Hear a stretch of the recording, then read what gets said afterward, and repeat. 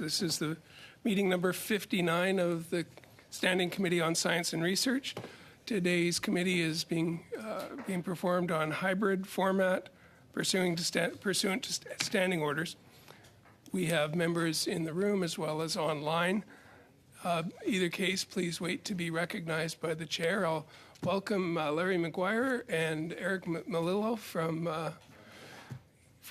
my old neck of the woods, Lake of the Woods, and Manitoba.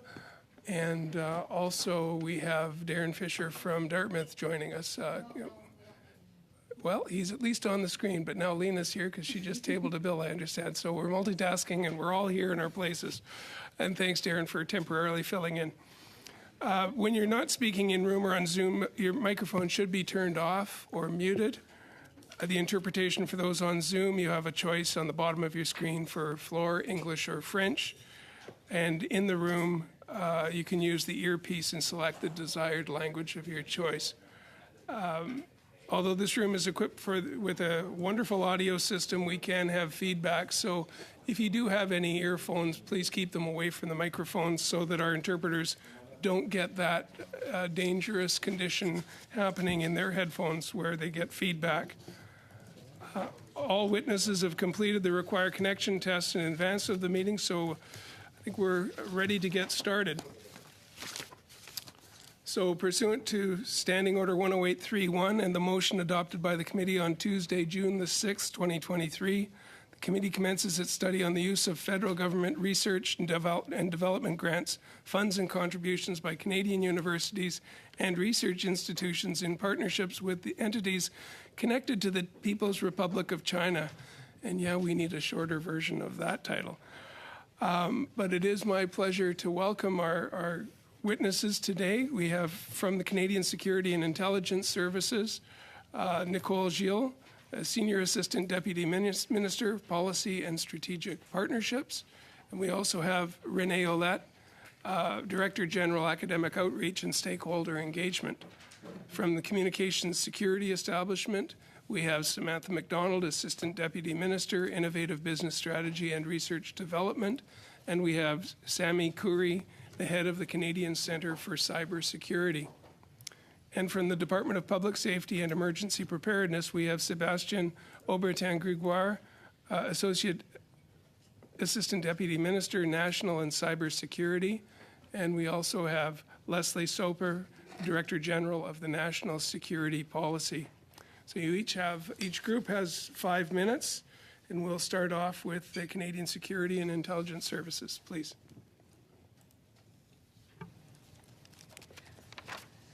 Good afternoon, Chair and members of the committee. It's an honor to be here today and to contribute to this important discussion. Des gouvernements étrangers.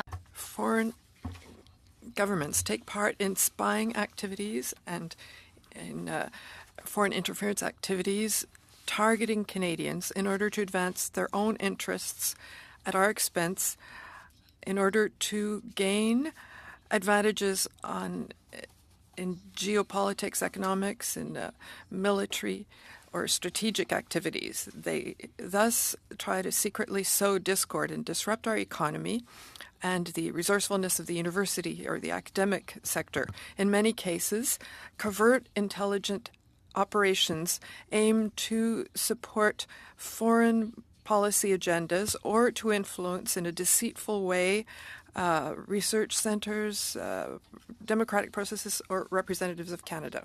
Active targets of foreign interference activities. Academia and the research sector are sadly no exception.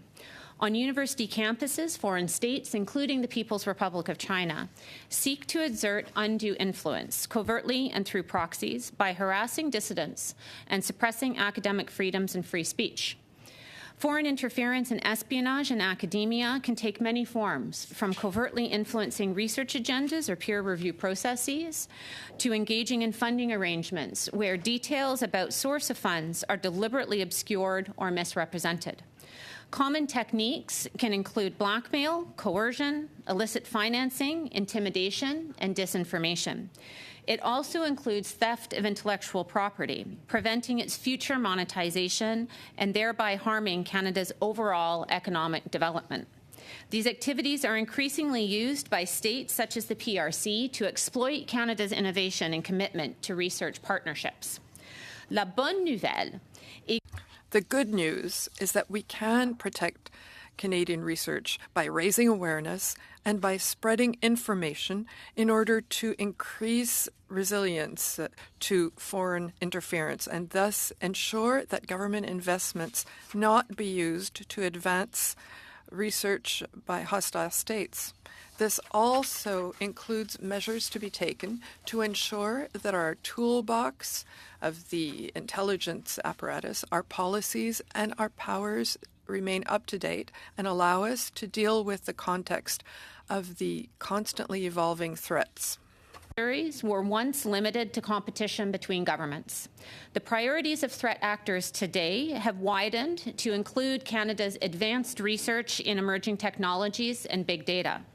The result is aggressive targeting by some foreign states, some institutions and individuals beyond the Government of Canada. CSIS has produced thousands of intelligent reports and has provided detailed information on these threats. In order to raise awareness, CSIS has reported on this and other forms of foreign interference in our annual public report. We have copies. And we have published several tailored unclassified reports, including the snappily titled Foreign Interference and You, which was developed for all Canadians and community groups, as well as more specific publications for universities in the research sector, such as Protect Your Research, which are available in multiple languages. These publications have been accompanied by extensive outreach and awareness-raising efforts aimed at building resilience through our stakeholder engagement program. L'ingérence étrangère demeure. Foreign interference remains a recurrent program and has grown in size and in complexity in today's digital age. Also, new technologies such as artificial intelligence will only aggravate the problem. Protecting Canada's national security is a team work and requires efforts from all sectors of society. Partner in this effort, and our team of dedicated and talented professionals are working hard to keep Canadians safe, secure, and prosperous. We will be very pleased to answer your questions. Merci. Thank you very much, Dr. Gilles. I just had to wait for my light. And now we'll go on to the CSE, Samantha McDonald, please, or Simi Kubri. Good afternoon, Mr. Chair, and thank you for the opportunity to appear today. As introduced, my name is Sami Khoury, and I'm the head of the Canadian Centre for Cybersecurity, also known as the Cyber Centre, within the Communication Security Establishment. And I'm joined by my colleague, Samantha McDonald, Assistant Deputy Minister of the Innovative Business Strategy and Research Development Branch at CSE.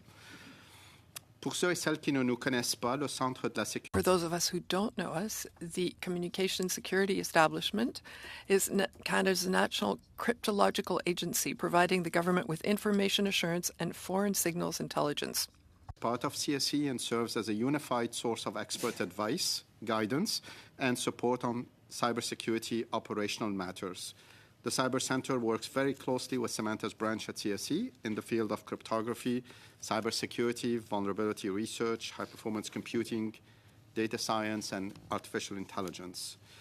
Partnership is at the very core of what the Cyber Centre does, because ensuring and strengthening Canada's online security is a responsibility shared by stakeholders across the country.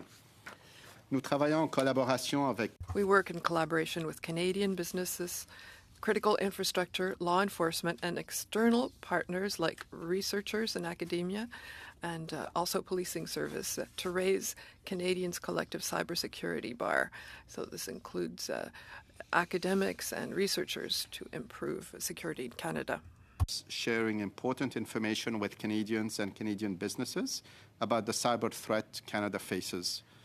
Nous publions des rapports publics, comme l'évaluation des cybermenaces nationales. We release public reports like the National Cyber Threat Assessment, also known as NCTA. Threat is state-sponsored cyber threat activity against Canada, which is a constant and ongoing threat. In the 2023-2024 and CTA. We share that state-sponsored threat actors engage in commercial espionage, targeting intellectual property and other valuable business information. They do so with the goal of sharing stolen information with state-owned enterprises and domestic industry in their home country. Nous avons signalé qu'au cours des 2 prochaines années, We have noted that over the next 2 years, Canadian organizations with information of value to foreign states will almost certainly continue to be targeted by malicious cyber threat activity from state-sponsored actors. Bien que nous estimions que le cyberprogramme parrainé par la Chine, la Russie, l'Iran et la Corée du Nord continuent de représenter les plus grandes cybermenaces stratégiques pour le Canada, nous savons aussi que les cybermenaces peuvent survenir n'importe où et à tout moment. Le CST a donc adopté une approche nationale qui met davantage l'accent sur la lutte contre les cybermenaces qui pèsent sur le Canada que sur les régions. Je vous interromps une seconde, nous entendons l'anglais au lieu du français.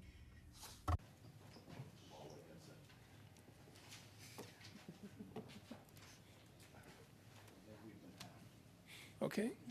Okay, let's give it a go. I put you on pause. Now I'll start you again. Thank you. sure, from where I stopped, I suppose. Sure, where you stop. Okay.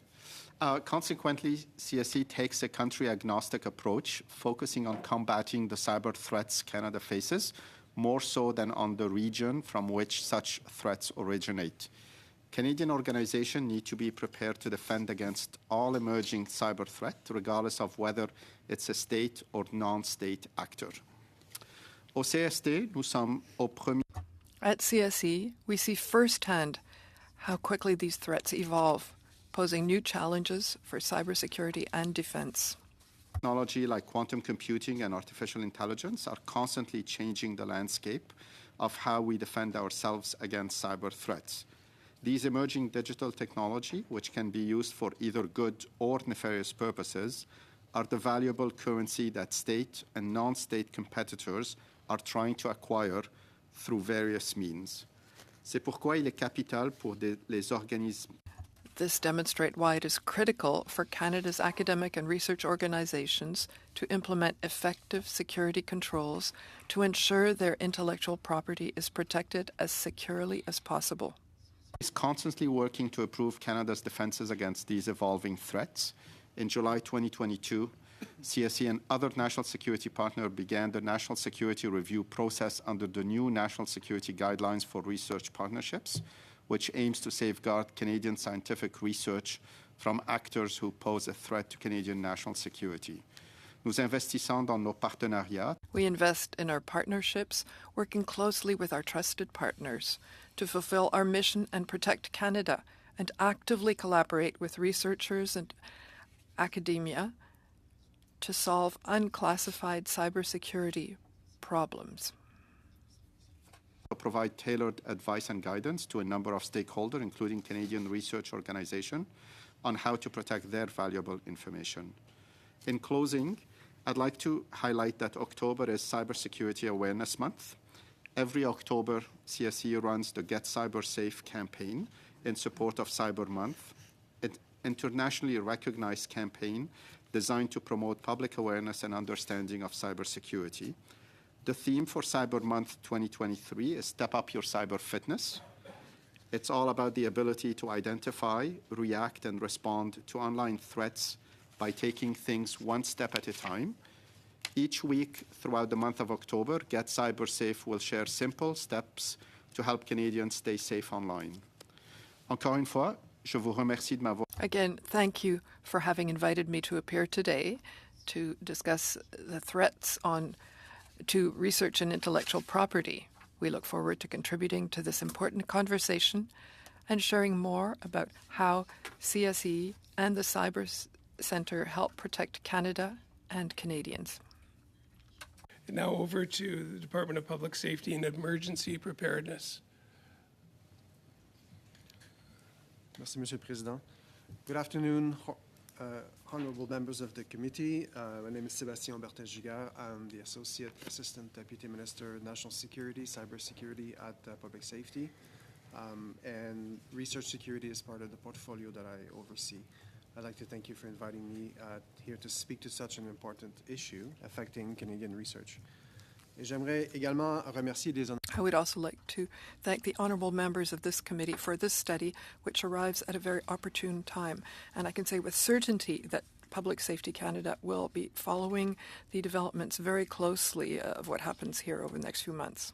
Research security in one form or another since 2016 with the development and the delivery of the Safeguarding Science workshops.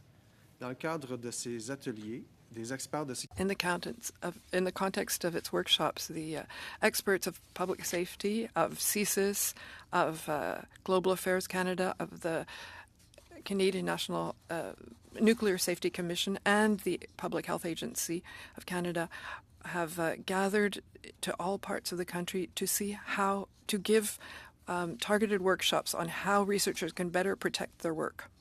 Private labs and even to other federal departments.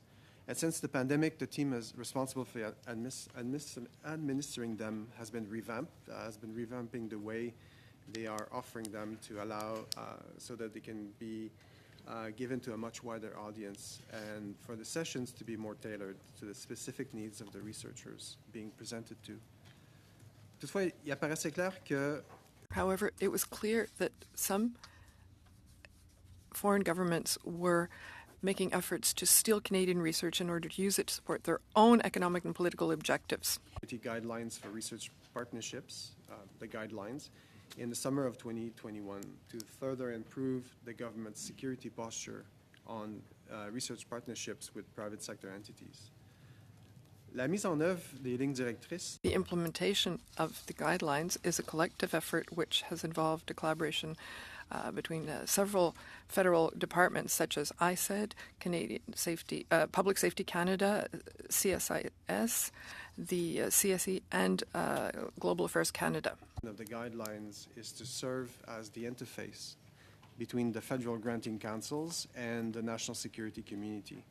So where the federal granting councils identify potential national security risks in some of the funding applications that they receive, they will refer those applications to public safety to coordinate a national security review with our security and intelligence partners. Et lorsque cela est justifié, and when it's justified, public safety receives information from our partners in terms of security and intelligence in order to give personalized advice to the funding councils on individual requests.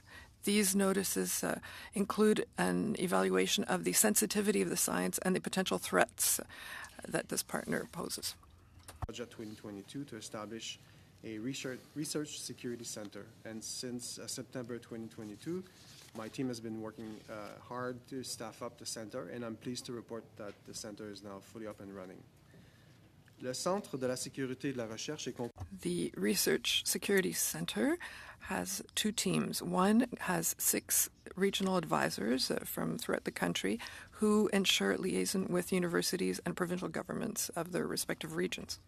Located in Ottawa that are responsible for the implementation of the national security guidelines for research partnerships and to provide support to regional advisors by developing outreach products designed to inform researchers of threats to their research. So the Centre est responsable de Center is responsible for 3 key activity sectors. The first is implementation of the guidelines. The second is to be a source of advice for universities and researchers on the best way to protect their research. And the third is to act as a liaison agent, allowing external stakeholders to accede to services and expertise of the Canadian government on issues related to security and research. Universities in their regions, providing advice and guidance where necessary, and relaying feedback on our programs back to the main team in Ottawa. The work that they've been doing thus far by making those connections and providing that outreach has been invaluable to our collective efforts to make Canadian research more secure. Je tiens à souligner que I want to underline that the federal government is not alone in this field. We continue to discuss with provinces to see how we can better align our approaches and improve the general security level in the university sector throughout Canada. Nous devons conclure. Vous avez dépassé. So maybe you could work in the rest into the answers to questions. And thank you for your testimony. We're going to start our questions for the 6-minute round, starting with Corey Tucker from the Conservatives. Nicole Gills, your director, David Vigneault, has recently characterized his earlier attempts to communicate with universities on this issue as uncomfortable. This is from a CBC story that came out in October of 2017. What did he mean by uncomfortable? Thank you for the question, Mr. Chair. 2017 was a long time ago, Not unfortunately. 17, sorry, October 17. October 2023. 17 is something that reflects a change in how we can engage with universities where when our CSIS Act was set up, most of the intelligence holdings and information that was of interest to foreign states was held by the government. It's now largely held by universities in the private sector. And so part of the discomfort has been explaining that they are actually targets of the actions of foreign states who are looking to steal their intellectual property and take advantage of their openness. So the uncomfortableness with earlier reports this year about the U of T still working with Huawei, would CSIS or yourself or David be uncomfortable with them working with Huawei? So thank you for the question. Our role in this process is to ensure that we can help universities understand why working with PRC-affiliated entities could go against their interests and to ensure that they're aware of the potential threats that's associated with that. And then, of course, universities will make their own decisions about where they would like to invest in research. He's made the comment that it's a one-way engagement. Which way is that then? I'm sorry, could you repeat the question? He's made comments that it's a one-way engagement. What did David mean by that? I'm not sure, Mr. Chair, what comment that refers to. The way that we have been trying to think about it is it's emphasizing that it's a two-way conversation, that But it's David, our... I'm sorry to interrupt, but David said, or Mr. Vigneault said that it was a one-way engagement with universities. Was he referring to his role talking to universities, or the universities talking to him, or would you know that? I'm sorry, Mr. Chair, I'm not aware of the specific quote, so I'm unable to ascertain his intention behind it. But what I can say is the approach that we've certainly been aiming to take is that of a two-way conversation where we can provide our best advice and we can hear from I'm them sorry, on but what their concerns Mr. Vigneault are. said that it was one way, so how is it a two-way? And once again, I think Mr. Vigneault would have to be here to explain his words, such as being uncomfortable or engagement being one way when we have a major university such as the University of Toronto working with Huawei this year, not back in 2015, not 2017, this year, 2023. Would that make you uncomfortable hearing that the U of T was working with Huawei as early as this year?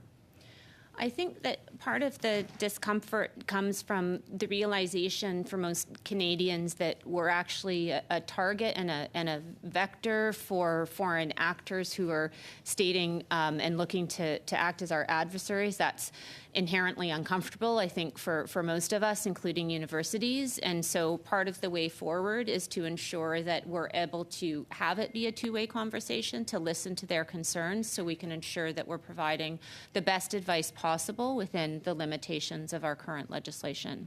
In your testimony, you talked about the tools and policies. Did you was there a funding increase to CSIS in the last budget that enabled you to have the tools to counteract Beijing's influence at our research institutes? So the work that we do... like the increase, was that enough of the budget in the budget for CSIS?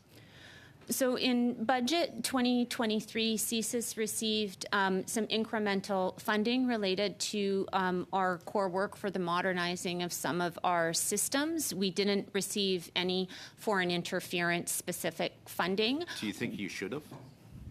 The decisions of the government on where to allocate the funding is not something for the public service to comment on. Mr. Vigneault requested additional resources to counterbalance that? One of the things that is important to remember, Mr. Chair, is that the work that we do on research security is not just linked to this NSERC Alliance granting program, but it's also linked to our core activities regarding investigations and writing broader intelligence threat assessments. And so we are pulling all the levers that we have at our disposal in order to counter any research security threats to Canadian institutions. And Mr. Vigneault has stated a testimony that the situation has been growing worse since 2017 to a point that is now an existential threat to Canada's way of life, while key allies like the U.S. and Australia have been far ahead of us in taking steps to protect themselves. It's clear that someone's dropped the ball here. Is it CSIS or is it the fault of this government and Trudeau that things have been gotten worse since 2017? Thank you again for the question. I think that one of the important things to be aware of is that the threat itself has changed. It's not only about the response. So, for example, this summer, PRC introduced 2 national security laws, which have fundamentally expanded the definition of national security so that they empower PRC intelligence and law enforcement agencies to compel cooperation of firms and people. So that's significantly changed the nature of the threat. Thank you very much for the answers and the questions. Now to Ms. Bradford for 6 minutes, please. Thank you, Mr. Chair, and thank you to all our witnesses for coming today to answer our questions on this very important topic. Ms. Giles, perhaps this is building on what you just recently were referring to. Could you please tell the committee about the People's Republic of China's 7 Sons of National Defense and how partnerships with these institutions can pose threats to our Canadian universities? I'd like to pass this question to my public safety colleagues, if that's acceptable to you, Chair. They've done quite a bit of work in this space, but happy to answer any auxiliary questions. Sure. By all means, if public safety can answer that more succinctly. So I don't, not quite sure how I might answer this. 7 Sons are 7 of the major research institutions that are known to have defense linkages. So, as a general understanding, many other jurisdictions have put in limitations around the types of research collaborations that could go on between those institutions and say in the context of, for example, the Alliance Grant Program, if there was known to be a linkage, we would be looking at scrutinizing that relationship, particularly if it's an area of sensitive technology, dual use, potential military application that could be co-opted unwittingly from a Canadian researcher. Are Canadian universities been actually warned about partnering with those that are considered PRC 7 Sons of National Defense? Have the universities been warned about this? We might refer to the February 14th statement made by Minister of Public Safety and the Minister of ISED in relation to affiliations that are known to have linkages to defense institutions. So to that extent, the entire through that statement, I think the government made very clear that there is risks in relation to those types of linkages with foreign state military associated institutions. In what areas of academia are at greatest risk?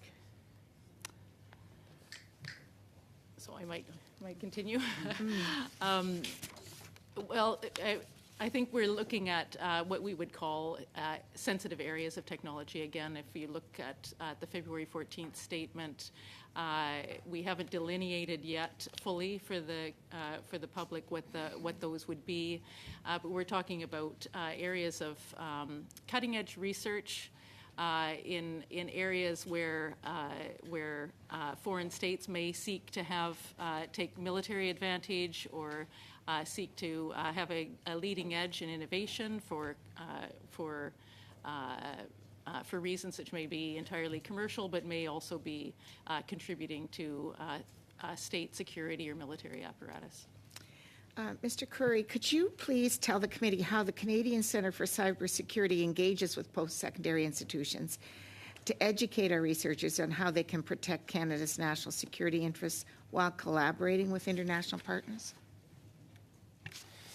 Thank you, Mr. Chair, for the question. Sorry. We have a number of ways to engage with academic institutions. At the Cyber Center, our priority is to inform and empower those institutions to raise their cybersecurity awareness and cybersecurity resilience. We do it through advice and guidance that we issue constantly. As the threat evolves, we update our advice and guidance. We have interactions with academic institutions to help them, in some cases, design their cybersecurity programs. If they are offering cybersecurity programs. We also develop a number of tools that we make available through open source. In a way, we open source the tools that we have that if they want to, they're more than happy to, we're more than happy if they use them or deploy them on their networks to protect their networks. So we engage with them also technologically to look at maybe the security of their network if they invite us to spend time with them and sort of demonstrate to us. So it's very much an operational collaboration in that case, but also through advice and guidance that we put out. Collaborate with the technical institutes as well, and that the smaller universities and community colleges, is it the same attention paid to them as well? Yes, we communicate with them through a number of round tables. Sometimes universities will be through a university round table. Sometimes it would be one-on-one with a university should they invite us to have a direct conversation with them. But technical colleges are also a forum in which we will communicate, often through maybe a gathering of these technical college where we would brief them on what is the cyber threat and how can they work to protect themselves. Okay. Do I still have time? Oh, okay. Maybe, Ms. Giles, is there anything that we can learn from other countries, such as the UK and Australia? Mr. Tucker indicated that they were perhaps ahead of the game from us. Is there anything that we can learn from them? There's always things that we can learn. Certainly, we're a learning institution. I think as a government, we're a learning organization and constantly seeking to improve.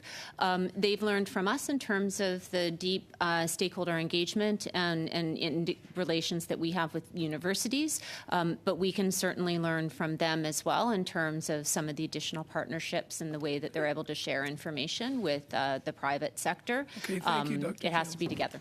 Thank you, Dr. Giles. And if I do cut you off and we need something in writing, we could, if you don't finish your answer, you can always give it to us in writing. And Monsieur Blanchet-Choncas for 6 minutes. Merci beaucoup, Monsieur le Président. Je salue les témoins. Thank you, Mr. Chair. I thank the witness for being here today for this important study. We'll start slowly, Mr. Chair, because it's a complex study. Can you, Ms. Longfield, confirm if Canadian universities receive funding from China? Ms. Giles.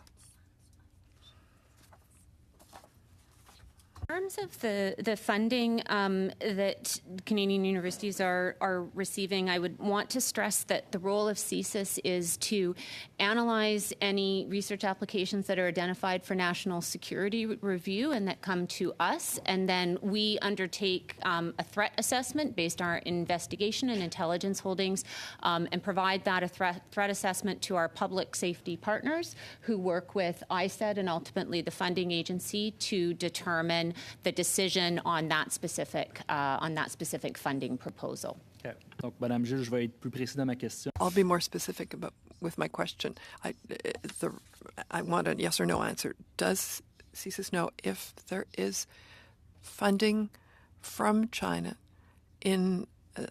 that's given to our Canadian universities? To reply to any specifics. Ça, c'est inquiétant. Est-ce que That's worrisome. So for public safety, can Mr. Aubertin Giguère, can you confirm if public safety knows, yes or no, whether there is funding in our universities from China? According to our understanding, there's no direct funding, but there might be something private. And I come back to you, Ms. Giles, public safety seems to know, and you don't know, we could have a good discussion. Do you know if those researchers of Chinese origin in Canadian universities, do they have any links with labs in China? And if yes, if you know, with which laboratories are they collaborating there? Functioning assumption that we certainly have is that there are continual efforts by PRC institutions and individuals to try to insert themselves into our university's research and projects. I'm certainly not able to provide information on any specifics related to reasons of our protecting our methodologies as well as for privacy reasons. But the reason we run our entire stakeholder engagement program is based on the premise that foreign actors are trying to interfere and influence our universities and the research outcomes, in addition to stealing valuable intellectual property. Merci. En complémentaire, est-ce Thank you. As a follow-up, do you know if researchers have links with the Chinese army? Able to provide any specific information. I know this is a hazard of working for CSIS, certainly, but we are constantly vigilant and providing advice on how to be vigilant to our university and academic colleagues. Merci beaucoup. Du côté de la sécurité. Thank you very much. And for public safety, Mr. Aubertin Giguère, can you confirm you didn't say directly that there's Chinese funding, but are there researchers, do they have direct or indirect links with the Chinese army? Well, I do not have a complete understanding of the Chinese researchers' position in Canada. It's not necessarily our role. Our role is to make sure that the proper methodology to evaluate what are the technologies that are sensitive that need to be protected, what are the foreign groups that are problematic, that are a risk to Canada, and to inform, keep in touch with the informations to make sure that when they need this information, they're well informed and they receive good advice. I understand. Thank you very much. Well, then we could talk about methodology.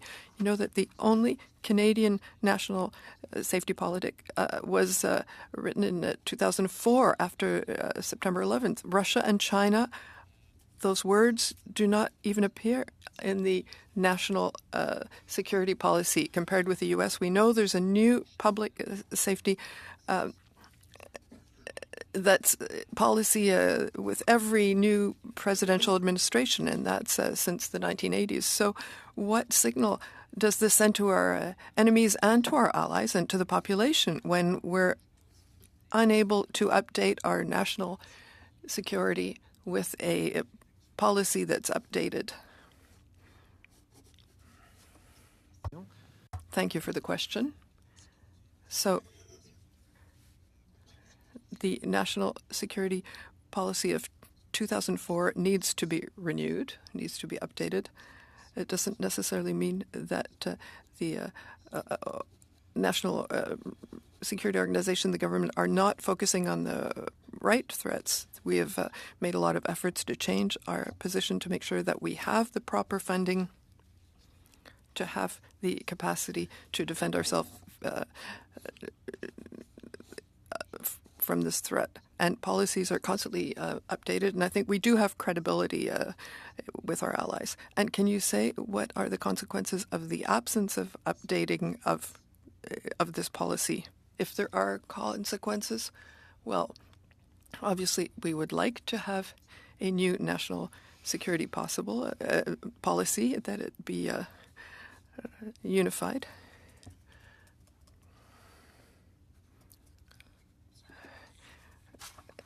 We've got the start of an answer there, so thank you.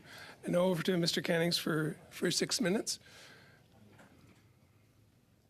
And we'll be going until about 4:45 because we started 15 minutes later. So we'll have a shortened round next, but we'll finish the six-minute round with Mr. Cannings.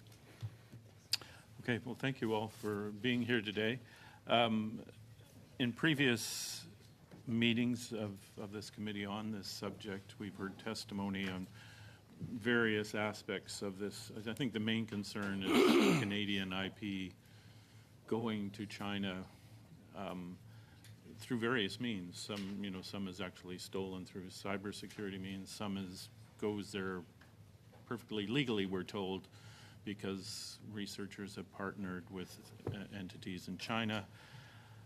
We've heard of researchers who've been kind of lured into financial arrangements with Chinese entities, and then once they're in so deep, they really haven't too much option but to cooperate.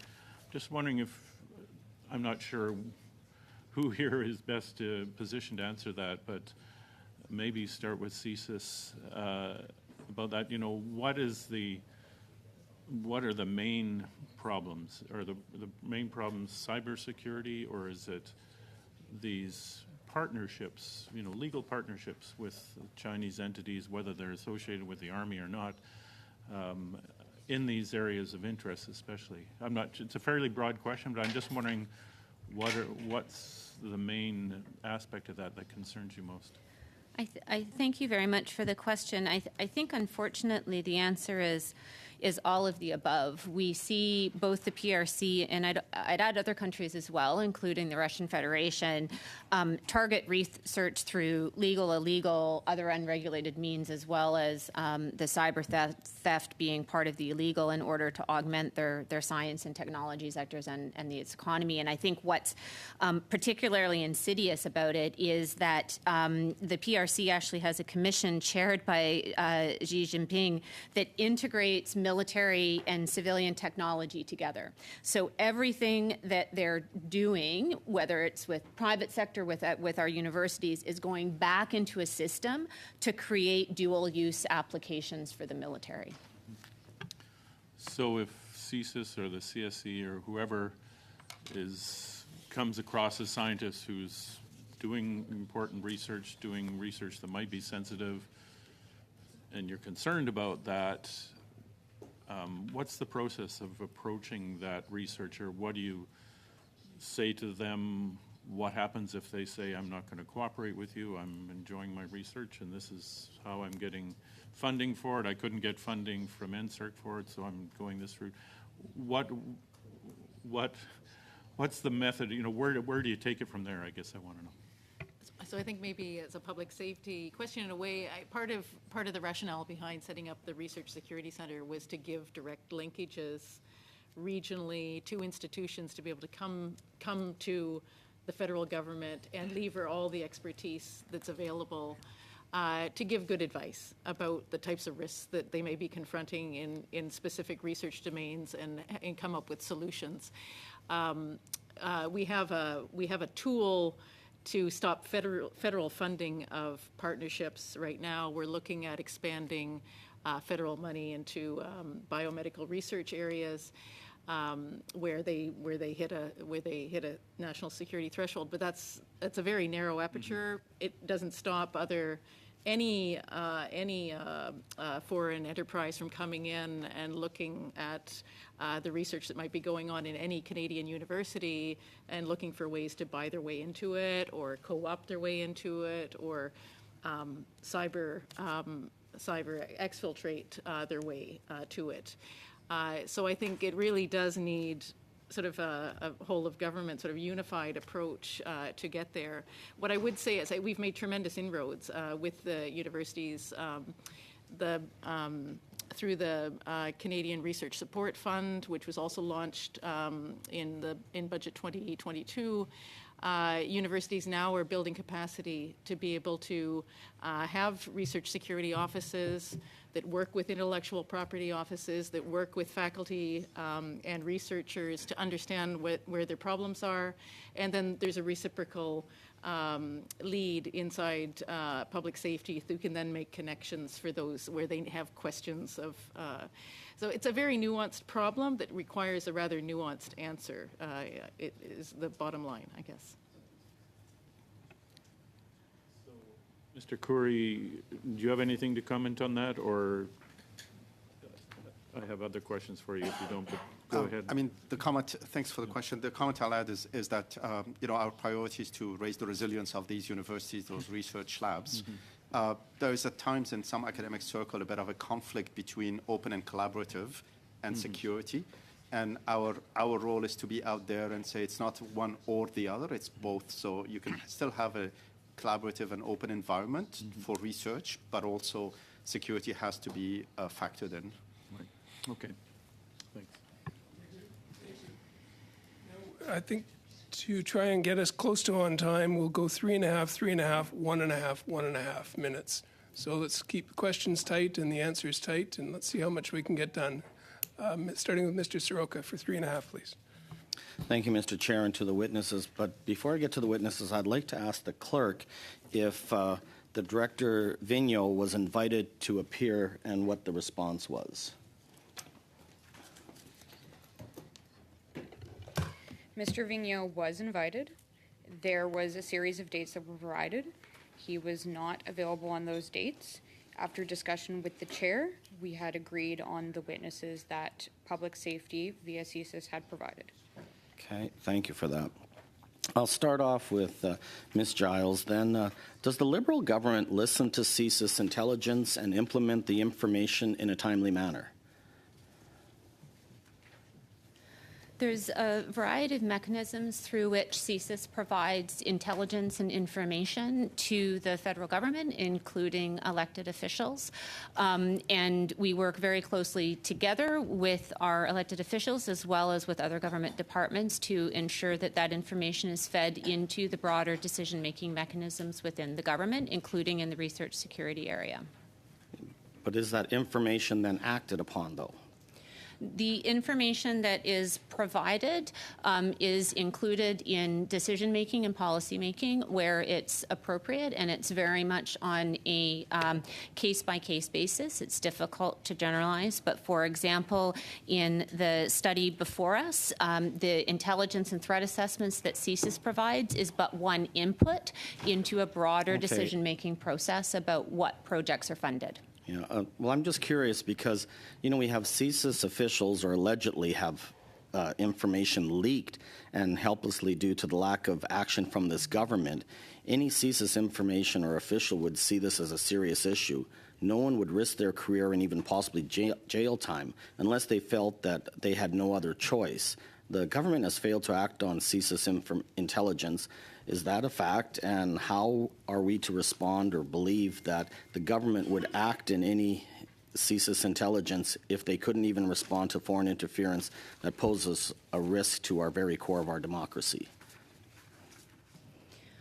I'd like to be very clear at the outset that any time classified information is provided illegally outside of the government of Canada, that is a crime, and in no way does that protect Canadian national security. It endangers Canadian national security. So I think that that's very important to lay out. I think that in terms of the specific case that you're asking about, investigations are ongoing, and it would certainly be inappropriate for me to comment on ongoing investigations, but I would flag that, as I mentioned earlier, CSIS information and intelligence is provided widely across this government and to many government departments in order to ensure that it can inform policymaking. Okay. Has the government been facilitating or hindering CSIS efforts to investigate and act upon issues of foreign interference in Canadian universities? CSIS has been working very closely with the government, as well as with our other government department colleagues, in ensuring that universities have the information that they need to be aware of the threats and to be able to act upon them.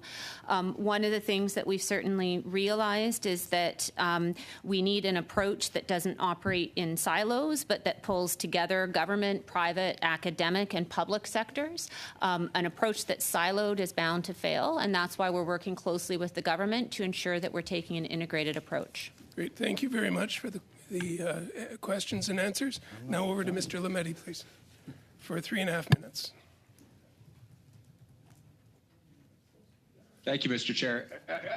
I appreciate that you can't speak about methodologies because you're protecting sources of information, whether they be from Five Eyes partners, whether they be from human sources, or whether they be from your own methodologies on the ground. But can someone at the whether it's public safety or whether it's CSIS or the CSE, give us a reassuring message that you are not only working with university and university researchers, but also that you are prepared to intervene in order to stop anything that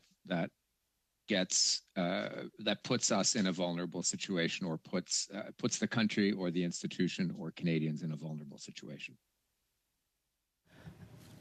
Thank you very much for the question. I can perhaps start on the narrow and then pass it to my public safety colleagues for the broad. But one of the things that we can certainly assure the committee is that we do and will continue to use our investigative authorities when warranted and when allowed for under our Act. So certainly that's an area where, when we do encounter information that's directly linked to and posing a national security threat as defined by our Act, we do certainly act upon it and take very specific actions. More broadly, we do have continuous engagement with universities. We have an entire stakeholder program headed by my colleague here who works on that in close collaboration with public safety and the baton toss.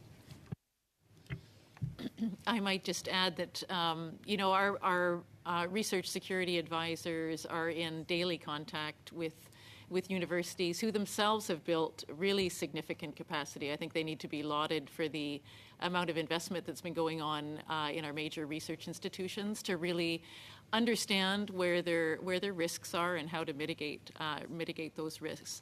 I think it's important also that one of the goals in implementing the guidelines and our outreach to Canadian universities and research facilities was to not to over-securitize what is meant to be an open academic environment. People will appreciate that universities are a Canadian fundamental institution. There are specific guardrails around the types of investigations that should go on in those types of spaces. We wanted to create a relationship of confidence that would go on between the academic sector and the Government of Canada, so that we could have the most fruitful discussions about best risk decisions to be taken within those institutions. So I think it's a carefully calibrated approach has been our operating direction. Thank you very much. I appreciate those answers. Another general question. A number of you have alluded to this in your comments, but in my view, the biggest resource that we are now generating, in addition to fundamental research, is the data around it. And how well are we protecting that data? Are there any more precisions that you can give us with respect to the protection of data? Okay, I'm afraid I have to cut you off there, Mr. Lametti. That's a good place to cut me off. Thank you. And now for 1.5 minutes, Mr. Blanchet-Chocat, please. Je vais y aller rapidement, Monsieur le Président. I'll go quickly, Mr. Chair. I would like to consult Mr. Aubertin-Giguère. In February 2023, the government said that it was going to publish a risk of foreign organizations at risk, and then someone said, where is this list? And 8 months later, it's October, we still don't have that list. what is the usefulness of that list? I think that if it was said that it was going to be done, it was important, but what explain the fact that this has not yet been published, and what are the consequences for universities at this point? Thank you for the question. So the list of the entities, one of the two of elements of the policy statements, one is sensitive fields of research, and the other one is there are entities that are causing problems or that are problematical. So you understand it's not simple to create such a complex list. Make sure we talk to our security partners and also to universities, and that we put in place a tool that's well calibrated for the problem that we're trying to solve. And I can say that it is progressing quite speedily. Can you tell us when you believe the list might be ready? No, I'm not able to answer that question so quickly. Mr. Khoury, the director of the CSE, so Communications Security Establishment, in an interview in October 11th, 2023, said at Radio-Canada that there was a crisis. No, I'm sorry. We're at time, and we're really almost at time for this session. We're going to go to Mr. Kennings for a minute and a half, please. Okay, well, I'm going to turn to Mr. Khoury, and the other sort of main intersection, I think you touched on it, I just wanted to get some details, is between research and security, is research on security. So how much does your institution carry out research on cybersecurity? Does it do that with Canadian universities? What's that landscape look like?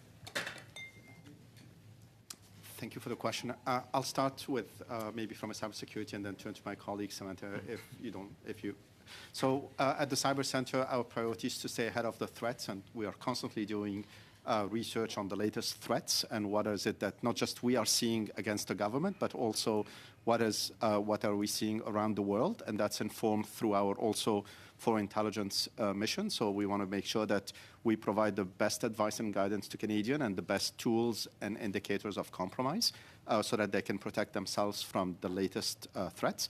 That also involve capabilities. So it's not just about the threat, but also we have a number of events where we are pushing the limits of capability developments so that we are also deploying against the government to protect the government, but also capabilities that are state-of-the-art, for which we're extremely proud of. As far as research, the areas of research that we are investing in, I'll turn to my colleague. Thank you, Mr. Chair, for the question. So research is certainly needed to support CSEs. Unfortunately, the clock is working against us. These minute-and-a-half sessions are really tight, and pretty much one question and one answer. But thank you for that, and thank you to Point of order, all the panelists. Chair, on the witnesses. Yes. In the study that we are undertaking right now, we all agreed upon this study that it was in the description that the committee hear from the director of CSIS.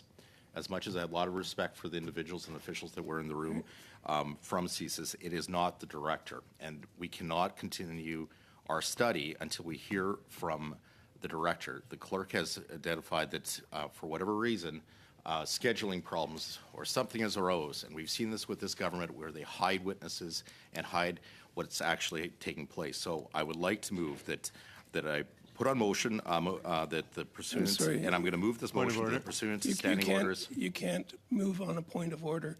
In terms of the point, I will raise this at the next round. Yeah. You can raise it, but not on a point of order. And so not when now. we have the witnesses here, we'll have the next witness, a bank that's here, and we're going to be discussing. Okay. So I'd like to thank our witnesses for being here, and thank you for the testimony. We did get a wide range from our securities establishment in terms of answers and questions. But if we do have anything that we didn't get to, because I did have to cut us off a little bit, if you could submit the additional information in writing to the clerk, and we'll make sure it's included. Also, you mentioned a couple of presentations that were made. I checked with the clerk or with the analysts, and they said they could find those, but it might help us to move along to make sure that those links are also included. So we're going to suspend briefly now to let our witnesses leave, and then we're going to resume for our second panel of witnesses If you're on Zoom, please stay connected. And we're going to do our best to get back up and running so that we can finish before 6 o'clock, which is our cutoff time.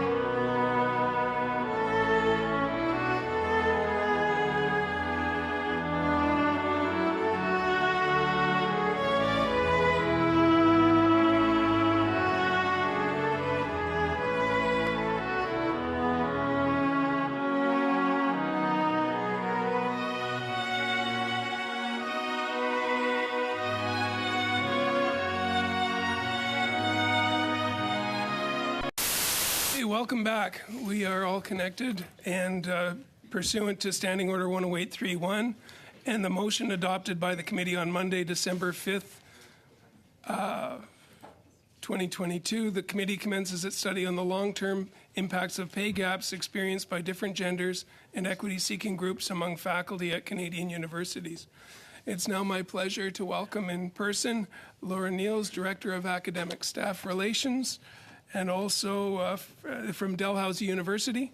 And from the University of Guelph, we have Indira Naidu-Harris, Associate Vice President, Diversity and Human Rights by video conference. You each have 5 minutes for your remarks, and then we'll get to our round of questions on this study. So starting off with Ms. Niels, over to you. Thank you very much. Good afternoon, everyone. I'll just speak quite briefly about Dalhousie's experience with pay equity, and of course, if you have specific questions, I'm happy to answer those. So in 2015, Dalhousie released the Belong Report. The report focused on how to build an inclusive university and offered a number of recommendations, including undertaking an institutional pay equity analysis. In 2017, in advance of a new round of collective bargaining, the university began this pay equity work. The analysis focused on faculty salaries and was done in partnership with our faculty union, the Dalhousie Faculty Association. Thought was given as to how the analysis could be conducted, recognizing that salary is dictated by position, but also by experience and expertise. Ultimately, the comparison was done using faculty members' ranks, Y value, and full-time salary rate. Y value is a DAL-specific measure enshrined in our collective agreement with the Dalhousie Faculty Association. For members of our teaching and research staff, a Y value is calculated to reflect the number of years of credible service, other relevant experience, including traditional ways of knowing and non-traditional scholarship, and level of education. A faculty member's Y value dictates their minimum salary, and our Y value system helps to ensure faculty members with comparable experience and education are paid comparable annual salaries. The population included all current faculty, faculty with post-retirement appointments, former deans, and faculty with salaries at or above maximum salary rates were removed from the population, as these salaries would skew the data set. Pay equity variables were drawn from our self-identification records and included gender identification and expression, Indigenous, racially visible, persons with a disability, and sexual orientation. Linear regression analysis were run on the data for each rank, with salary rate as the dependent variable and Y value and gender and/or designated group status as independent variables. We found statistically significant difference occurring in the regression comparing male and female salary rates by Y value at the rank of full professor. So amongst our most senior faculty members, there were pay gaps for female professors. As a result, pay equity salary adjustments were calculated and awarded to 81 female full professors. Individual one-time adjustments ranged from approximately $1,500 to $12,000. In September of 2020, a second pay equity analysis was conducted on faculty to determine whether the salary adjustments provided had successfully resulted in closing the gaps between our male and female researchers. Our analysis revealed almost no difference between the regression lines for each rank, and therefore we concluded the pay equity adjustments awarded in 2017 had the desired effect of closing the gaps. The analysis was repeated again in 2022 in advance of bargaining our latest collective agreement and found no statistically significant gaps. Dalhousie has a defined benefit pension plan based on the best 3 years of a faculty member's earnings. This structure helps to mitigate impact on retirement savings. If pay equity gaps are identified and remedied in the 3 years prior to retirement, the impact on pension at Dal will be minimal. That being said, our pay equity adjustments were made on a go-forward basis, and we can't discount the impact this gap had on faculty members' lifetime earnings. Equity pay gaps at institutions with defined contribution pension plans and retirement savings plans will lead to a more significant impact on faculty retirement pay. Moving forward, we've adopted the practice of conducting a faculty pay equity analysis in advance of bargaining new collective agreements. This gives us and our union partners an opportunity to assess whether there are pay gaps that need to be addressed. Our Y value system was critical in the execution of this exercise. To that end, we've also revised our Y value system to ensure it captures a diversity of experience and knowledge. It's also important to note that this exercise was done in the Nova Scotia post-secondary context. Different provinces or sectors with different funding schemes or legislation would potentially have more nuanced challenges to overcome. Thank you. And now for 5 minutes, over to Ms. Nadeau Harris. The floor is yours. Thank you so much. Good afternoon, everyone, and thank you so much for having me here today to participate in this very important discussion about the long-term impacts of pay gaps experienced by differing genders and equity-seeking groups amongst faculty at Canadian universities. My name is Indira Naidoo-Harris, and I'm the Associate Vice President of Diversity and Human Rights at the U of G. I'm also a former Ontario MPP, as well as Ontario's first ever Minister of the Status of Women and Minister for Education in Early Years and Childcare.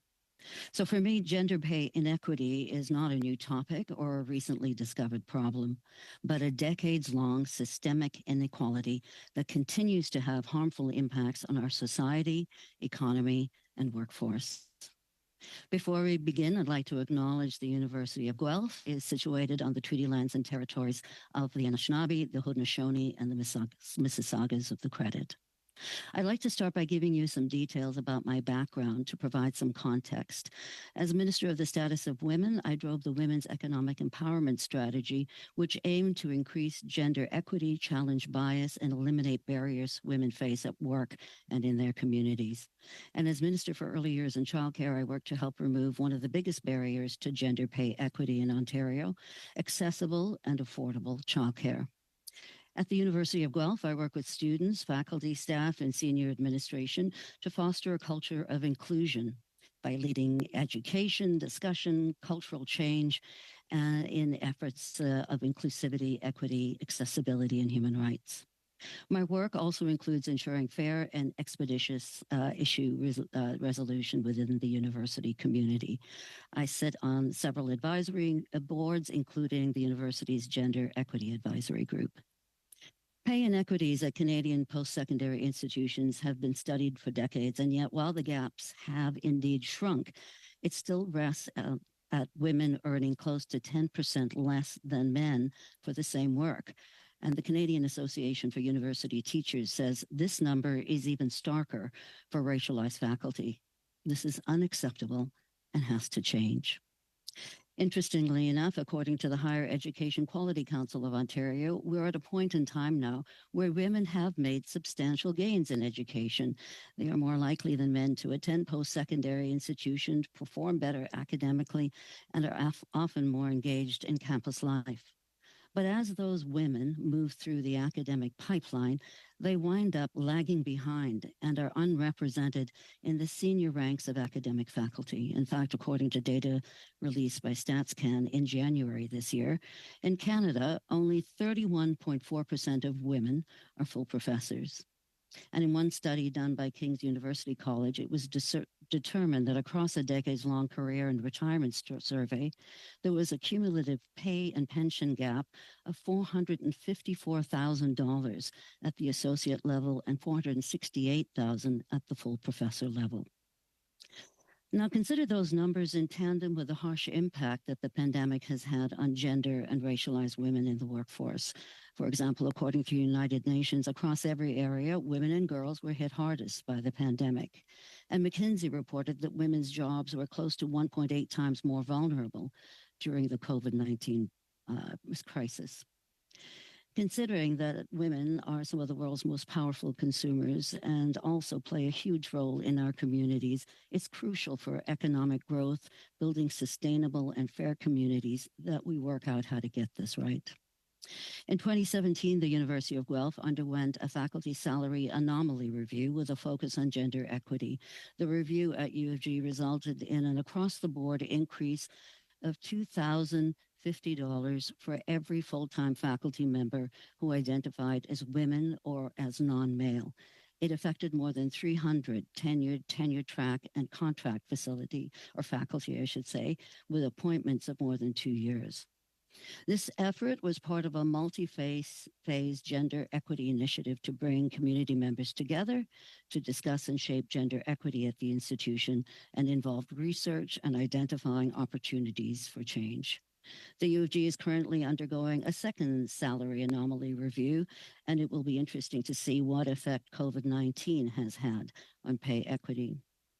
The pay equity gap that we are seeing today continues for a number of reasons. Biases determining starting salaries, merit pay, differing rates of promotion, unconscious biases in the hiring process, and the effects of parental care and caregiving leaves. When we evaluate female and racialized candidates and their experiences, we have to ask, are we looking at the biases in our metrics? Do we acknowledge that female and racialized candidates receive shorter and more vague reference letters and aren't quoted or published as frequently as their male counterparts? I'm afraid closing the wage gap. I'm afraid I have to call. We carefully have to do this. I have to ring the bell, but thank you very much for your presentation, and hopefully we can get to your questions that will be able to get some of your other points out. But for now, we're going to start our 6-minute round on this study, and that's going to be starting off with Gerald Soroka, I understand, from the Conservatives. Thank you, Mr. Chair, and thank you to the witnesses for coming today, and I'll pass my time to Corey Tucker. Thank you, and thank you, Chair. And to our witnesses, I apologize. I had a motion from our last panel that wasn't resolved, and that I have the floor now, and we have a notice motion that went out last week that deals with the Vigneault's attendance, which is demanded on the very motion that established the study that we just wrapped up. So I would like to move the motion that pursuant to Standing Orders 108-3-I, and the motion initiated a study on Canadian research partnerships with the identities connected to the People's Republic of China. The committee invites David Vigneault, Director of the Canadian Security Intelligence Services, to testify alone as soon as possible for 1 hour. I move that motion. Great, thank you. And apologies to the witnesses while we do a little bit of committee business here. When we started this study, we said that we were going to balance the time between the studies. And having said that, I'm looking around the room. I don't see any objections to having the director of CSIS come here. But we have several hands up. We do have witnesses, one that's traveled from Dalhousie to be with us, and I would like to get to those questions. But around the room, if we had the director of CSIS, I see nodding of heads. So we can try and make that happen as soon as we can. No. But now we can. No. But if you want to, we are delaying this study. I'll call the question then on that motion, please. You want a recorded vote on it? You can have a recorded vote. We do have hands up, but it looks like this might be the fastest way for us to deal with this. All right. Shall the motion of Mr. Tucker be adopted? Ms. Bradford? Yes. Ms. Diab? Ms. Diab? Can you please get confirmation of what's going on here? We have a witness. We have a study. We've had an agreement that dates back months ago that we don't interrupt Well, we're the in the study. middle of a motion. We're in the middle of a vote. But I don't I'm believe trying to the get a vote sense is of the in room order. to see whether we want to go ahead to get the witness in. We could have had several minutes of debate on this, but it looked to me like the committee's will was to get the witness here. Point d'ordre, Monsieur le Président. So let's. Point d'ordre, Monsieur le Président. On est dans un. Point of order, Mr. Chair. We're in a vote at the moment, so there can be no discussion. Yes. Okay. Ms. Jazek? Yes. Mr. Lametti? Yes. Mr. Turnbull? Oui. Mr. Calkins? Yes. Mr. McGuire? Yes. Mr. Soroka? Yes. Mr. Tucker? Yes. Mr. Blanchet-Jonca? Mr. Cannings? Great. So we'll see. As in our last meeting when we were talking about this topic, I made a call based on us having a security panel put together for today, and given the amount of time that we had to put that together, I said we would have the experts come in from CSIS that were available. But given this motion, we'll see what when we can schedule in the director. So back to questions. We're on the first round of questions, and we only used about 3.5 minutes there, and we only had two people on our panel, so I'm feeling generous. Mr. Soroka, if you have some questions, we'd like to get back to pay gap. Okay, that'll be fine. I'll start off with Ms. Niles. I got a question. You said about your Y value of how you've done this, and in 2017 you've implemented this, but yet in 2022 there was a strike at the university, and they were saying the number one thing was low wages yet. So could you comment on that? How is your program of Y values working or not then? Did have a strike with our part-time faculty, so those are individuals who would teach on a per-course basis. Our full-time faculty, which are the teaching and researchers that were part of this pay equity adjustment, did not strike in 2022, and the issues on the table with that unit are not wages. So I would say yes, the program has worked as intended in terms of addressing pay equity gaps. So then, are you paying the full-time versus part-time the same, with equivalence? No. Oh, no, I meant because if they work the same amount of hours, they would get the same kind of ideas or not? So it's a little bit different. Full-time faculty, they tend to work what we refer to as the 40-40-20 workload. So they'd spend 40% of their time teaching, 40% of their time researching, and 20% of their time doing service in the university. So sitting on committees, sitting on the university senate, things like that.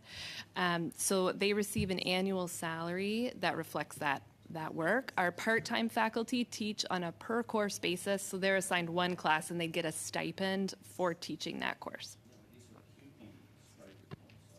This was QP strikers, so wouldn't that be the full-time striker? No, that's our full-time faculty are represented by the Dalhousie Faculty Association, and our part-timers are represented by QP. Okay, so that's why I wanted clarity on that, because it wasn't making sense to me then. That's all. How much time do I have now? I have 3 minutes left. Oh, okay.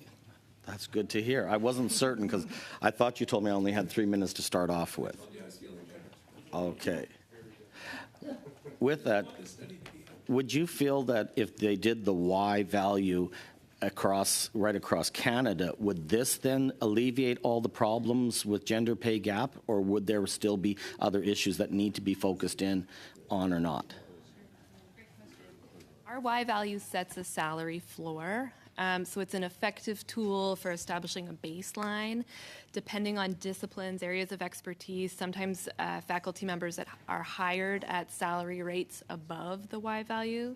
So the Y value gives us a metric to decide based on someone's education level, experience, sort of where they fall in the grid, but it's not a perfect measurement. So would it resolve all the problems? Absolutely not. A key component of what has achieved success here at Dal is not only having that Y value measure, but also revisiting the analysis in advance of bargaining our new collective agreements, kind of give us an opportunity to temperature check and know if we're sort of meeting the mark in terms of pay equity. So I don't think there's any system you could just implement and trust that it would take care of things forever. I think it's something you have to keep checking back in on. Well, I think with any program or policy, there's always going to be loopholes or issues that never cover 100%, and that's understandable. With your experience, though, at Dalhousie, do you feel the federal government is providing adequate support and resources to universities to effectively address pay equity gap? I mean, it's interesting because most universities are unionized, and our collective agreement is quite nuanced and sophisticated. There are a lot of parts and pieces to academic salaries, and I don't know that the federal government could issue blanket practices or policies that would speak to all of the constraints and sort of specificities of the Dalhousie Faculty Association collective agreement. So I think it's probably been for the best that as an institution, we've been able to dictate how to do the pay equity exercise ourselves. So, am I done? No, three more minutes. Okay. If you could just write in then, so what's the role of the federal government in this process then? I think asking each institution to do the analysis itself and then holding them accountable to that process.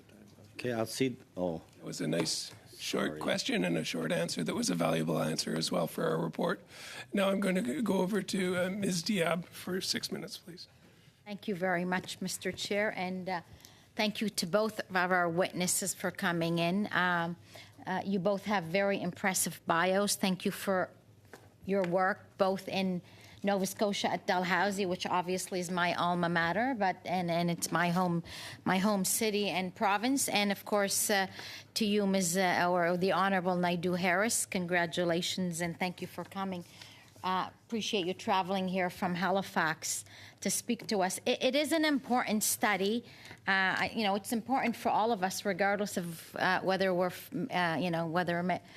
men or women on this committee. But obviously, it's a study that we pushed forward to have as females on this committee, because we recognize there is a gender gap, but we wanted to confirm whether that is indeed there and whether we're doing any better as a country. Now, recognizing education and post-secondary education is very much in the provincial realm. So speaking of Dalhousie and in the province of Nova Scotia, is there anything that, any policies or legislation in Nova Scotia that helped gear you to what was done in 2015, 2017, and passed forward now in terms of these processes? No, not right now. The decision to do the pay equity review and adjustments was a result of internal discussion and a report that came through Dalhousie in 2015. So there's nothing provincially to push that forward at the moment. Does Dalhousie, are you aware of the Dimensions initiative that was developed by INSERC? It's a handbook for post-secondary institutions to increase equity. Did that guide give you any guide in terms of what you are doing at Dalhousie? We didn't use that to guide our review, but I am aware of its existence, yeah. These types of resources, would you say they would be helpful or valuable to a post-secondary institution? I think it depends on the topic. I mean, as I mentioned earlier, our collective agreement has so many particular provisions that a blanket guide or policy is not necessarily going to help us address the specifics of compensation in our sort of institution, I guess I'll say. So I think requiring institutions to be accountable in some way is helpful, but giving them freedom and flexibility so that they can do it in a way that's in keeping with their collective agreements or employment contracts is probably the best way to go about this work. So, Ms. Neal, thank you. And just before I ask our second witness, I just want to say, it's due time that Dalhousie has now its first female president, as of August 2023 with Dr. Kim Brooks. So that I was excited about that, and I think it's a good thing for Nova Scotia and the country. So, Ms. Naidoo, congratulations on what you're doing right now at Guelph, but also at what you did formerly. I didn't realize that. So I'm going to ask a question based on what you've done formerly, because you've alluded to it. So as a mother, as a grandmother right now, I see the challenges my daughters have because they're having children. What would you say, and particularly because of the pandemic and so on, the significant impact on women in the workplace, specifically mothers of school-aged children? How has your university aimed to sort of help with the pay gap on that? Because we recognize that is a challenge. Well, I think the answer is kind of twofold. I think that, folks that are looking at how we can come to solutions have to at first, make sure that we are identifying the problem. So, for example, at the University of Guelph, we undertook a mental health task force to get a better sense of what was happening when it came to mental health issues on campus and in our community, and of course in the broader society. We were all aware that individuals, and specifically women and equity deserving groups, were being hit hardest by the pandemic, and that kind of was a result of carrying on more of the workload and also having to deal much more with unpaid labor. And so there was a recognition that a lot of folks were really taxed physically and mentally by this. So we undertook recently a mental health task force to give us more of an informed look at what needed to happen next, and to also build some supports, which I think was very important. The other piece, I think, is a broader question that we need to look at as a society. And I'm going to go back to the childcare aspect, because during that time and the pandemic, a lot of women were carrying on the added work of making sure they were looking after their children at home and preparing themselves essentially to be able to keep the household running and still be able to show up for work and do what they needed to do. And I think that has really impacted our society and our ability for women to perform in a way that shows well on paper when they're applying for roles and so on. So we saw a lot of women leaving, for example, around the time of the pandemic, and we're just coming out of that now, STEM research, because there was just so much more responsibilities for them to carry, and it was having an impact on many individuals. Great, thank you. We put in place EDI supports, and that's part of it. Thank you very much. I was hoping you would talk about the child care, and you did, so thank you very much. We're going to move along. I also mentioned University of Guelph has a female president, Dr. Charlotte Yates, so we're in good hands in both universities. To Monsieur Blanchet-Joncas for 6 minutes, please. Le Président, je salue. So, thank you, Chair. I would like to welcome the witnesses and thank them for being here. So I would like to address my question to Ms. Naidoo-Harris. Thank you for being with us today, and I congratulate you for your political activity. You were Minister of Education in Ontario, so you understand the responsibilities that a provincial government has vis-a-vis the federal government. Now I want to focus on the federal government's responsibilities. What are the nivels of intervention that can be carried out by the federal government can carry out to decrease the gender pay gap in universities? I believe that question may have been for me, but unfortunately I do not have the interpretation up, and I apologize for that.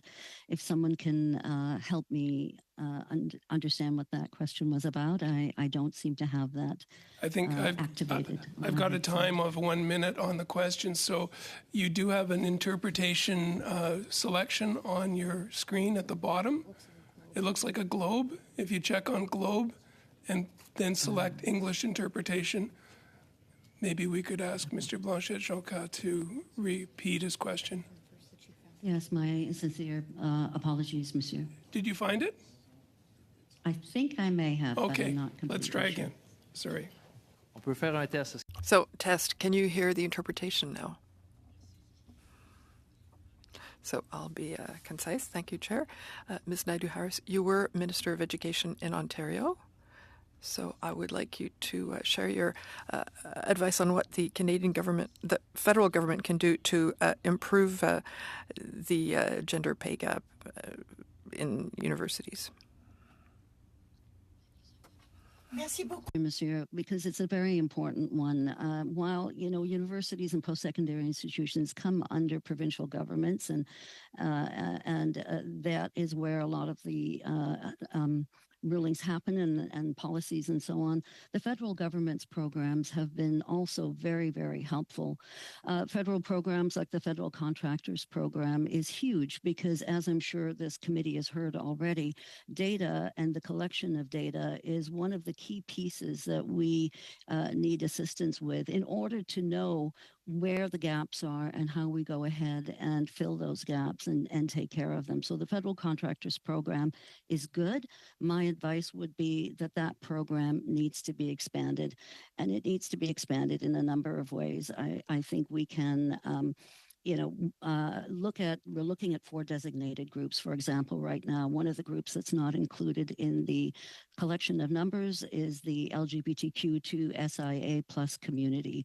So that might be something we may want to add when we're doing a look at the Federal Contractors Program. When we reach out and collect more data, there's also in that 4 designated groups racialized community members. But those racialized groups is an all-encompassing number. So it doesn't tell you what's happening with the Black community, what's happening, let's say, with the Asian community, and so on. This became very important during the Black Lives Matter movement when universities and large organizations were struggling with trying to work out what was happening within their communities with these particular groups. That those are 2 ways that perhaps that could be improved. The other piece is intersectionality. When we look at data collection, we have to understand that it's not just whether you're a woman or, like myself, someone who also belongs to a racialized group, but identifying those members of our communities that fall into both of those groups gives us a much more fulsome idea of what the challenges are and a better sense of perhaps where some folks are being left behind in our institutions. But I would commend that Federal Contractors Program. It's been very important for us in terms of data collection. The Dimensions Program is also good, and some of the work going on with the tri-agencies in terms of EDI and even CRC research chair, requirements. The federal government is insisting more and more on EDI as, what are you doing in these areas and what are your policies? Madame Nadeau-Harris, je vais poursuivre, le temps file. Ms. Nadeau-Harris, I'll continue. Time is passing. Thank you for this. You talked about the Equity, Diversity, and Inclusion Program, that it's a compulsory criterion for the research chairs in Canada for underrepresented groups, but there are no criteria covering pay equity as such. What should be done? The government could, if it wanted to reach pay equity, create some criteria, but it's not the case currently. Well, these are areas certainly that we could examine. I mean, the thing about pay equity at times is you're also dealing with confidential information, right? And so there has to be an examination of how we navigate through some of this stuff. When we are the other part of the data collection piece that creates some challenges is data collection depends on self-identifying. And so a lot of times, while we may have things in place to find out the numbers and know what we could do with requiring certain kinds of identification, we also have to recognize that a lot of people are not self-identifying at times. There's a hesitation and a reticence to do that. And so, something quite simple that I think governments could do is perhaps advertise more and get more of an education out there about why it is important to self-identify, that the collection of this information actually does inform, as you are pointing out, our ability to address the needs when there are gender pay gaps and pay gaps when it comes to equity-seeking groups. To Mr. Cannings for 6 minutes, please. Well, thank you. Thank you to both witnesses today. It's very interesting testimony, and I'd like to start with Ms. Niels from Dal. I must say the one faculty member I know in Dal is a female dean, so I know some things are working there. I just had a question about, you mentioned when you did your first analysis that I don't know for sure it was the only gap or the only difference, or certainly the main difference was at the higher levels, at the full professor level. Just wondering if you could perhaps speculate on what causes that. We've heard that before, and I just wanted to know what your take is. It probably arises from sort of our Y value system. It's evolved over the years to become a bit more nuanced, to recognize different kinds of experience and equivalent experience. So faculty members that came into the system earlier, 20 years ago, 30 years ago, they were subject to a different system that didn't have as broad a view on what valuable and credible experience would be when calculating that Y value.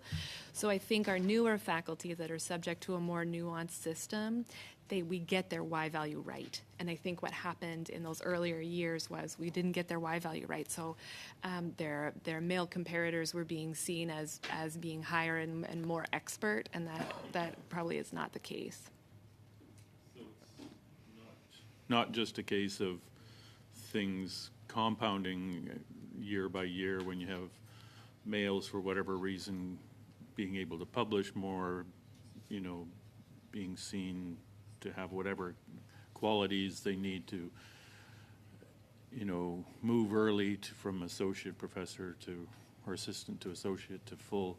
It's not that compounding effect. It's more. No, it's more about how they entered. What salaries they were entering at seemed to have a really significant impact on where they were ending up in later career. Mm-hmm. But we've heard that in other universities without the Y value system. Maybe they have it and call it something else. Does that have something to do with Y chromosomes, by the way? Is it No, just, no. Okay. That's good to know. You also said that when you did your calculation and made a salary adjustment, it seemed like there was a range of adjustments. And if you could explain how you did that and made sure that people were still being rewarded for perhaps things they deserved. Sure. So we did our analysis on a faculty by faculty basis. So we were comparing computer scientists with computer scientists and folks in the Faculty of Management with their true peer group. So the discrepancies varied faculty by faculty. And also we found that, because we had made a regression line, it was very easy to say this faculty member is far below where they should be in relative to maybe another faculty member who was closer to the regression line. So we really did a deep dive into the data and were able to make sort of tailored adjustments based on the regression line. Okay. And I'll just turn to Ms. Naidoo-Harris, and as I think you said that at Guelph there was a flat $2,000 adjustment. Is that what I understood? And how that might compare with the Dalhousie situation? I'm not comfortable talking about how that compares with the Dalhousie situation, but I can tell you that our review was done in October of 2017, so it was just before the pandemic hit, and this gap was identified at the time. The total, I think, available sample was like 790 faculty that was looked at, and it was faculty who were deans or AVPs and so on, and took a look at ethnicity, gender identity, and also taking a look at our data that was part of our university's Diversity Matters census. And of the 700, I think it was actually close to 780 faculty identified, we were able to work out that, there was a gap.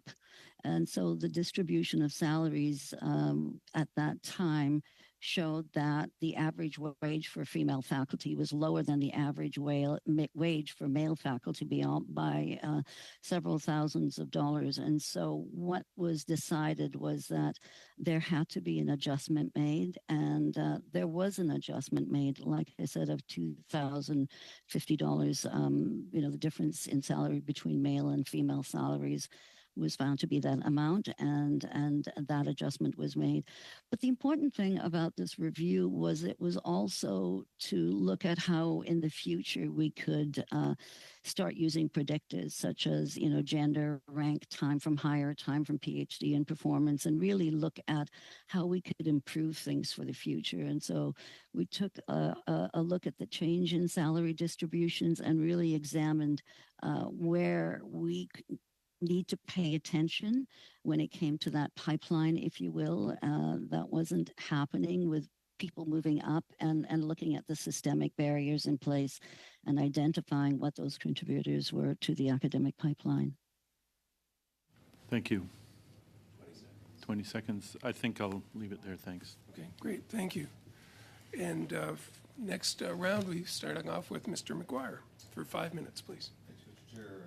And thank you to the witnesses here as well. Ms. Neal, I wanted to ask you a couple of questions just as your academic, in your role as academic staff relations with Dalhousie. What's your assessment quantitatively of the pay equity gaps at your university? You indicated that in some of your opening remarks, but can you expand on that? You mean like an overall cost? Just quantitatively, yes, of the pay equity gaps at Dalhousie.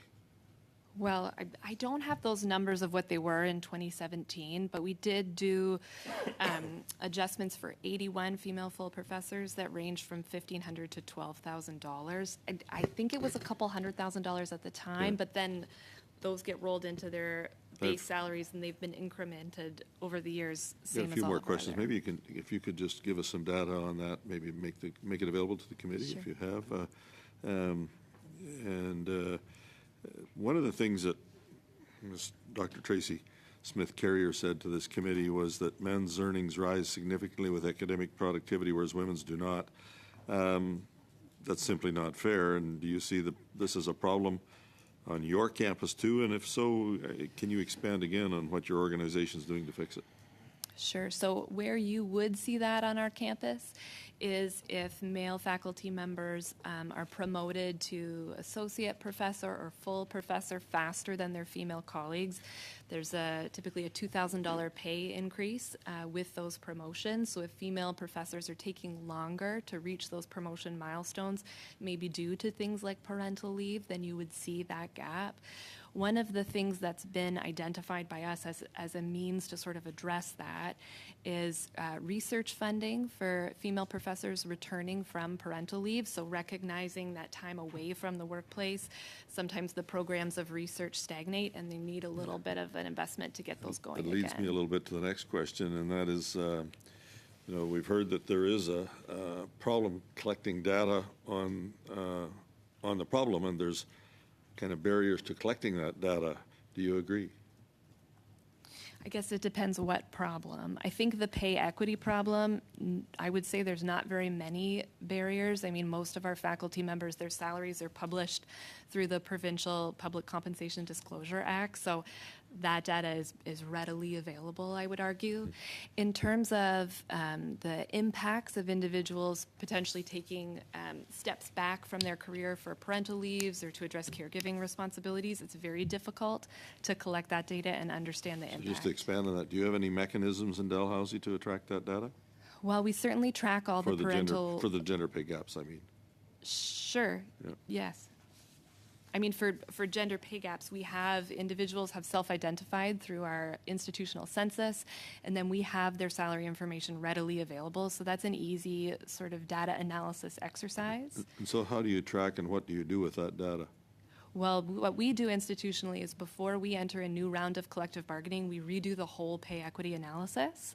And that allows us to identify if there are any gaps, not just between our male and female faculty members, but also among all equity deserving groups. So we run that analysis typically every 3 years using the HR sort of salary data that we have and the self-identification. Yeah, and just what's the role of the human resources and those who deal with academic staff relations like yourself in ensuring the pay equity at our universities? There was some discussion at this committee a few weeks ago about that. I'm just wondering if you can expand on that. What's the role of your human resources and those, as I said, to deal with this yourself? I mean, we've taken it on as our responsibility, as it's something that we need to be looking at for our faculty. And, you know, it's important to note at our institution, we do this exercise in partnership with our faculty union. So, you know, we're all reviewing the same data. We're all kind of looking to see if there are issues and then what we could do through the collective bargaining process to remedy those issues. Yeah. One of the aspects we've struggled with in the study, or that has been going on here, is identifying what's clearly the jurisdiction of the federal government in this matter.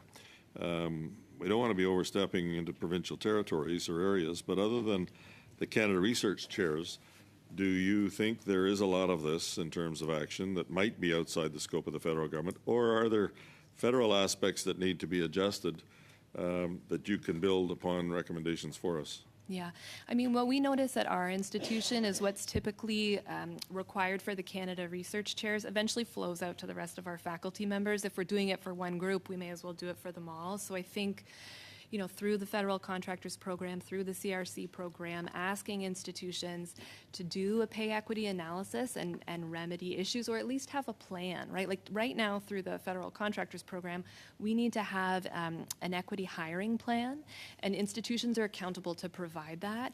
And I think you could do a very similar thing in terms of a pay equity analysis here, where institutions have to provide a plan. Yeah, my question was, is there a responsibility for the universities to do that themselves? But thank you. Thank you for all the questions, a great line of questioning and great answers. If we're missing some details, please do send them over. I think we caught a couple of those. Now we're going to go to Mr. Lametti for 5 minutes.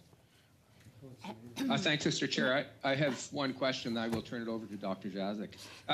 Speaking from my perch as a full professor and having gone through these evaluation processes, and I salute my former colleague, Kim Brooks, in passing for her ascendancy at Dal. She was an outstanding colleague, and she was outstanding to work with, and I delight in her success. In the various exercises we had at McGill, and I salute the exercises that you have at both Dal and at Guelph, my own anecdotal experience is that what messed up the scale was at the other end, was recruitment and retention. So when you had, for whatever reason, male professors seeking work in other places in the United States, for example, at much higher salaries, and the university moved to try to retrain them, or when we tried to recruit for chairs and that sort of thing, this seemed to skew the salary with respect to men and jack up the men's salaries. Now, does your Y model or any other model take into account, or are there more ad hoc measures that you try to implement in order to redress the kinds of imbalances that the top end of the process will have all the way through the process, particularly with respect to gender, but also with respect to other equity-seeking groups? Y value is just used when individuals are hired into the university, so it's not helpful in addressing that particular issue. We do have something called the Anomalies Fund. So as faculty members progress through their careers, we do an analysis of faculty salaries, again, by faculty, and we create a regression line, and individuals who are below the regression line can submit to the Anomalies Fund for an adjustment. So it's not a perfect mechanism to address the sort of trends and issues you're speaking to, but it is one that we do have embedded in our collective agreement. So there are measures sort of along the way where faculty can put their hands up for salary adjustments if they are anomalously low.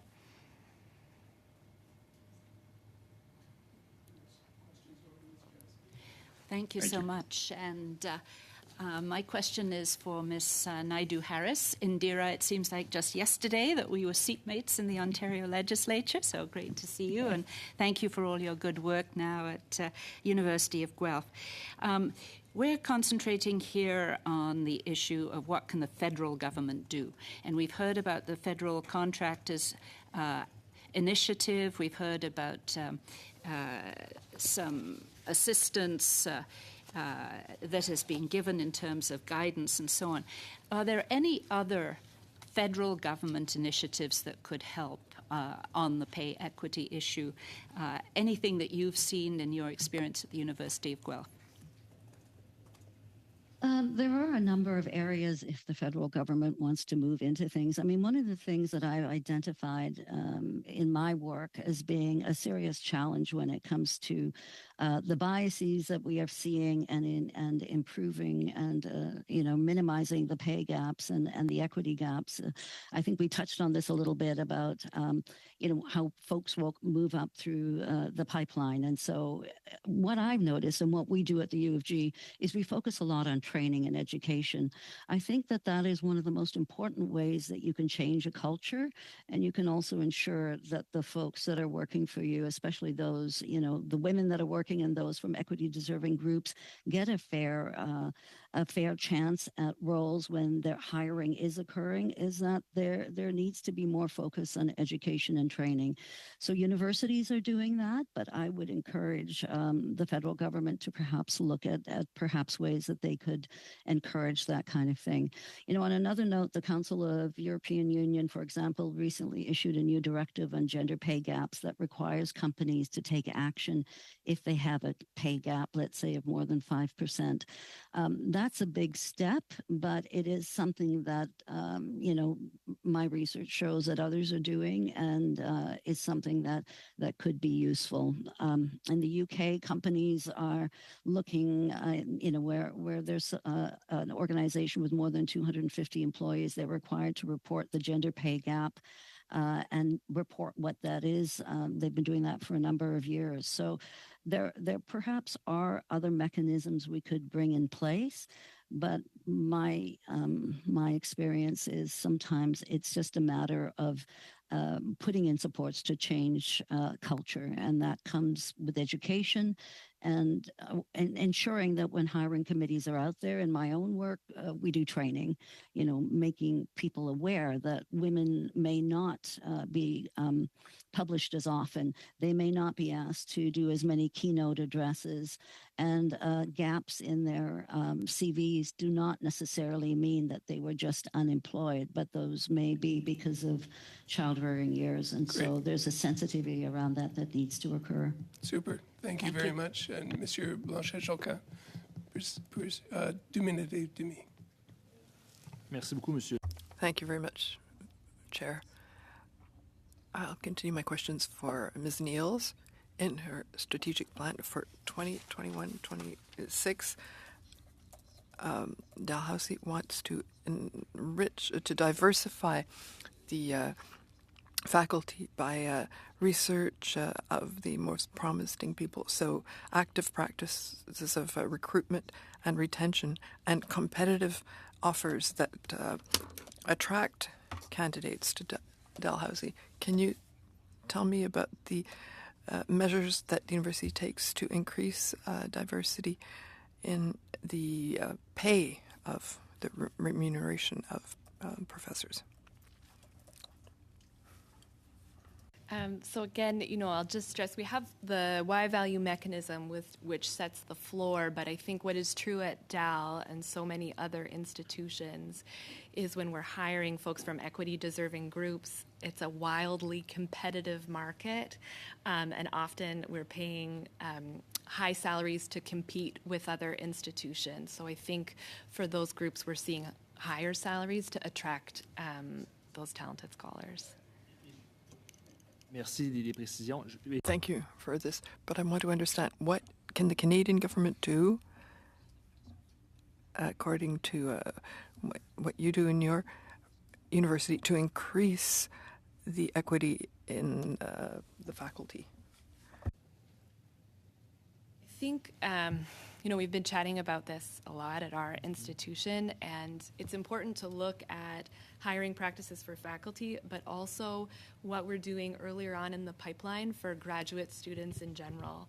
So I think scholarships and opportunities for graduate students to make sure that we are graduating high volumes of scholars from equity-deserving groups is going to be critical and important to fill those roles.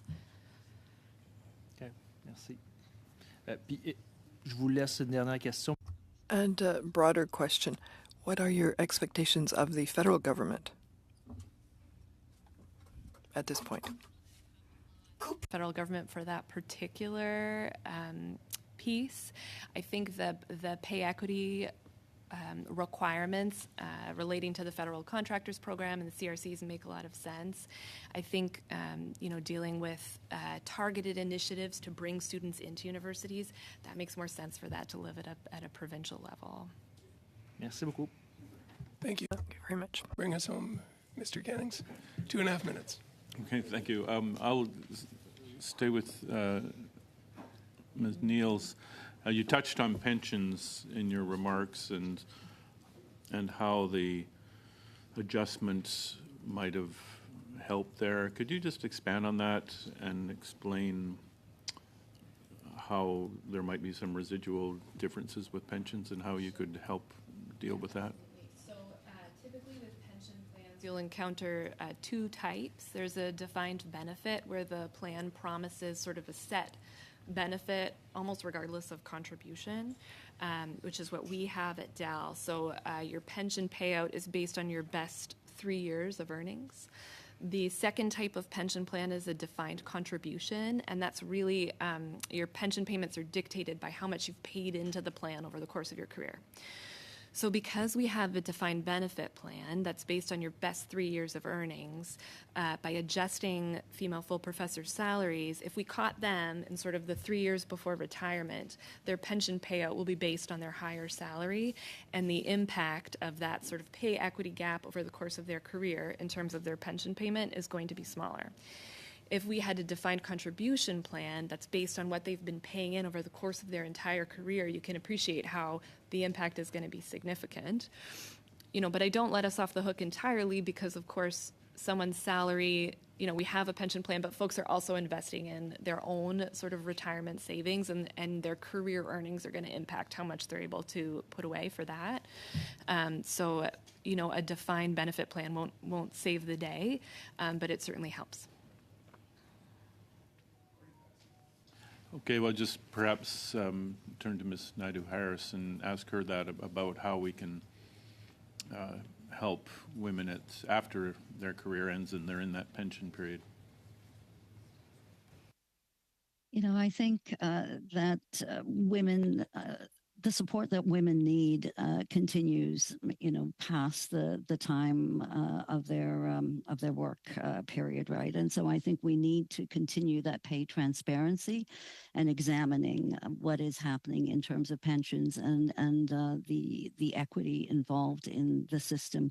We're doing reviews right now, as you know, just to make sure that our faculty and salaries are that there is pay equity. We have a compensation department in place at the U of G, and we're doing a number of pieces in that way. But I think you are right to identify that perhaps more needs to be looked at when it comes to pensions. As far, as I'm sure you know, more and more faculty are being hired these days as sessionals or contract workers. And so this really puts a great burden on these individuals. And many of those folks who aren't being hired as tenured individuals are women. So we need to examine that. Thank you very much. I wanted to get the completed thought, and I appreciate you getting it in to us. And thank you both, to Laura Niels and to Indira Naidoo-Harris for being with us, for your preparation for being here and going through the stress of dialing in and all of that stuff. It was a very good session for the committee. I speak on everybody's half, I'm sure.